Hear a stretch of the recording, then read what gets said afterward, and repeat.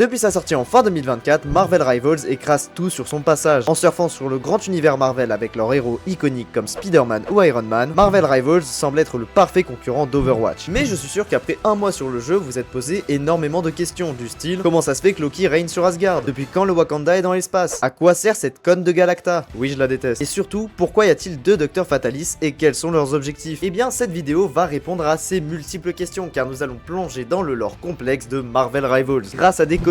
Attendez, laissez-moi vous expliquer. Dans le jeu, on peut obtenir des pages de comics en accomplissant des quêtes. Et vous vous en doutez, ces pages de comics nous apportent énormément d'informations sur l'histoire. Donc commençons par le commencement. D'abord, l'histoire de Marvel Rivals se base sur le conflit de deux Docteurs Fatalis de deux univers différents, celui de l'année 2024 et celui de l'année 2099. Leur objectif est pourtant commun: le contrôle total du temps pour accéder à la liberté de devenir des dieux. Le problème étant d'une part l'égoïsme des deux génies qui veulent s'accaparer le pouvoir pour leur intérêt individuel, et d'autre part, plus problématique, les efforts de l'un anéantissent les efforts de l'autre, les menant inévitablement à leur conflit. Conflit dont les efforts acharnés des deux ennemis vont littéralement fusionner leurs deux univers, créant ainsi l'enchevêtrement du flux temporel. Ce qui nous explique déjà l'existence de certaines maps comme Tokyo 2099 ou encore le fait que l'on peut voir Peter Parker et Penny Parker côte à côte alors qu'ils sont initialement de deux univers différents. Mais l'enchevêtrement du flux temporel a également produit une matière plutôt intrigante, le chronovium. Littéralement des morceaux du flux temporel qui se détruisent. Donc si les héros ne font rien pour empêcher cette crise, les deux univers risquent de disparaître. Heureusement, les scientifiques du Wakanda ont analysé le chronovium et l'ont fusionné avec le vibranium, donnant le Vibranium Chronovium, qui a pour effet de réparer la timeline. Les héros vont donc devoir réparer les dégâts causés par le conflit s'ils veulent sauver les deux univers, en commençant par Xgard. Attends, mais c'est quoi Xgard? Moi je connais Asgard à la limite. Là encore, je vous dois des explications. Bien avant tous ces délires de destruction du temps, Odin, roi d'Asgard et père de tout, décide de tomber dans un long sommeil récupérateur, et Loki, dieu de la malice et fils adoptif d'Odin, décide quant à lui de s'autoproclamer nouveau roi d'Asgard. Et pour se débarrasser de son frère Thor, il va s'allier avec Hela, fille aînée d'Odin, déesse des enfers et de la mort, en échange d'étendre le royaume des morts jusque dans le royaume des vivants. Mais Hela a bien d'autres projets: prendre la place de Loki et devenir reine d'Asgard. Mais là n'est pas le sujet. Les deux tyrans ont alors expulsé le dieu du tonnerre dans une dimension très éloignée d'Asgard, permettant à Loki de refaçonner Asgard à son image. Puis survient l'enchevêtrement du flux temporel. Des morceaux de chronovium vont s'installer dans l'arbre monde de la mythologie nordique, Yggdrasil, le mettant hors de contrôle et le fusionnant avec Asgard pour donner Xgard. Loki cherche donc à exploiter les pouvoirs des Norns, qui permet de façonner le cours des destinées humaines pour réagencer le destin des 10 royaumes de la mythologie nordique selon sa volonté, en subtilisant la puissance temporelle que contient la sève de l'arbre monde. Donc sur Xgard en domination, soit vous aidez Thor à revenir, soit vous aidez Loki à poursuivre son règne. Et en convoi, soit vous purifiez Yggdrasil grâce au Vibranium Chronovium, soit vous aidez encore une fois Loki à arrêter le convoi pour qu'il puisse mettre à bien ses projets. Maintenant que cela est dit, passons à Tokyo 2099. Grâce à une faille ouverte par l'enchevêtrement du flux temporel, cette dernière nous a bien évidemment apporté une version futuriste de Tokyo, mais aussi la Spider Island, une île peuplée de Spider-Man de toutes les réalités. Et sur cette île, on peut y retrouver un artefact extrêmement puissant, la toile de la vie et du destin, qui maintient littéralement l'entièreté du Spider-Verse et qui possède la même structure topologique que le flux temporel lui-même. Et tout comme le flux temporel, la toile commence petit à petit à se déchirer et risque de détruire toutes les réalités du Spider-Verse. Cet artefact est protégé par le Tisseur, un être mi-homme mi-araignée géante choisi par l'univers pour protéger la toile. Celui-ci cherche à utiliser l'énergie temporelle de la faille qui les a amenés ici dans le but de renforcer la toile de la vie et du destin, sans penser au fait que cela mettrait Tokyo et ses habitants dans de graves dangers. Spider-Zero, la disciple du Tisseur, a quant à elle d'autres projets: refermer la faille pour sauver la toile. Elle sera donc bannie de Spider Island par le Tisseur et décide de former un groupe de Spider-Héros afin de refermer la brèche, les Web Warriors. Donc sur Tokyo 2099, soit vous aidez Spider-Zero à retourner sur Spider Island et à refermer la faille, soit vous aidez le Tisseur à l'arrêter et à utiliser la faille pour renforcer la toile de la vie et du destin. Mais quelque chose d'étrange semble se préparer en Antarctique, dans une des bases de l'Hydra,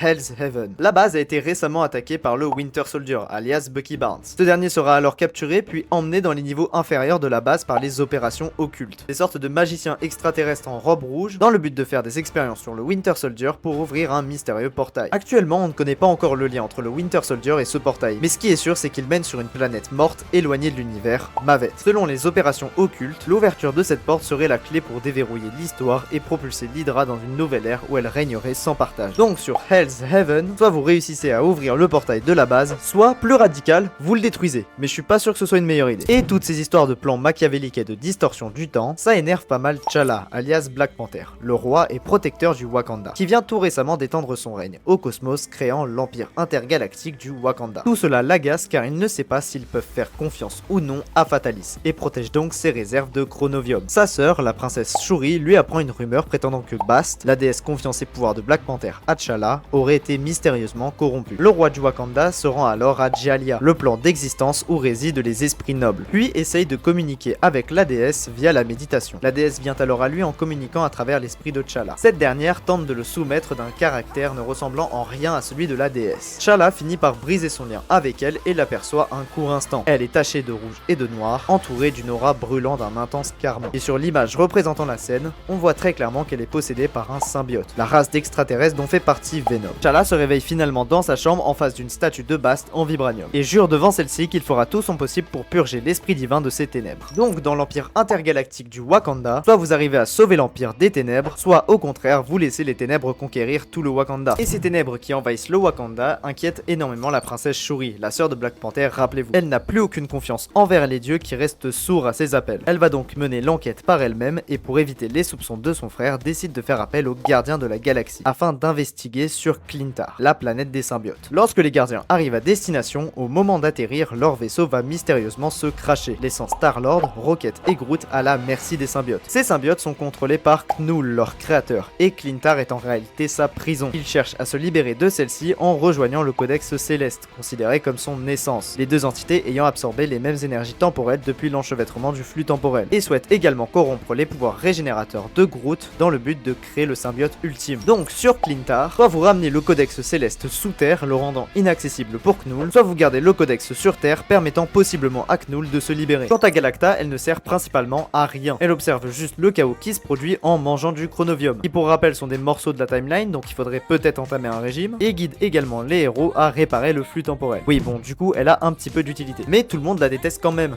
ne faites pas genre. Et voici tout ce que vous deviez savoir sur la saison 0 de Marvel Rivals. Évidemment il y a encore plein de sujets à aborder, comme par exemple la Terre subissant la nuit éternelle de Dracula, le parc à thème du collectionneur, ou encore l'île de Krakoa, l'île des mutants servant de refuge aux X-Men. Donc je ferai très certainement des vidéos dans le futur pour parler des événements qui se produisent dans ces zones, voire pour parler des histoires des différents héros, donc abonnez-vous pour ne pas louper. Sur ce, j'espère que cette vidéo vous a plu et je vous souhaite une agréable journée. Bye.